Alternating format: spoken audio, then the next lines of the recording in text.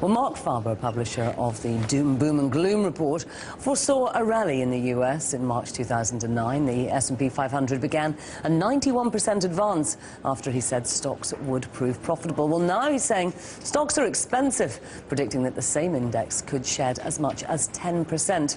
And the correction may be even more severe in developing economies, which have risen by 134% since Faber predicted the S&P rally. Well, Faber predicts that equities in emerging markets could be set for a 30% drop. And he joins me now live from the Russia Forum in Moscow. Thank you very much for joining us today. Can you tell me a little bit about... My pleasure. About the reasons behind your concerns over emerging markets right now? Is it all about inflation?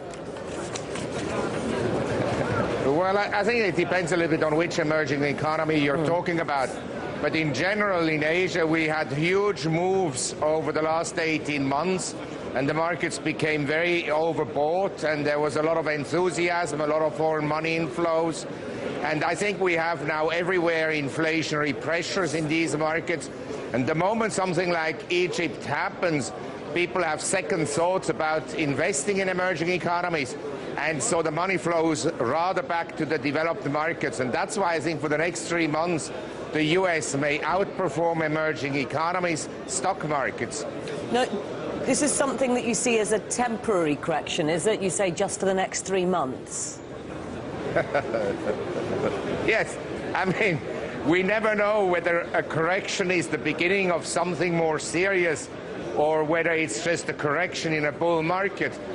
My impression is that we have a lot of pressure on commodity prices on the upside, in particular oil. I think oil is likely to move higher for a variety of reasons, and that may not be very good for stock markets. Now, if they do correct, and the indices may correct less than individual stocks, because, say, you look at the Dow Jones or the S&P, the energy component is very large, so theoretically, the energy stocks could rise and offset weakness in other sectors of the market.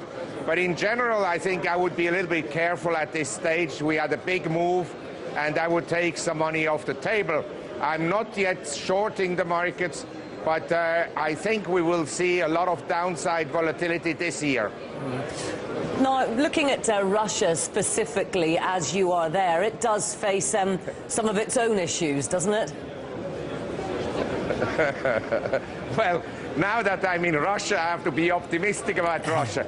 But joke aside, I think that the Russian market is an unappreciated market because the Western media has no clue about Russia, and they always write very negative articles about the political system here, the corruption, when the corruption in Europe and in the US is about as bad as it is here or anywhere else in the world. But the market here, at least, is very inexpensive, and it's a resource-based stock market. And technically, I think the market is going to break out on the upside right now and move up at least 10%. Now, what about the recovery in the US? We've seen pretty positive data out of there, and of course we've got QE2 with a lot more money there. Longer term, how is that going to work?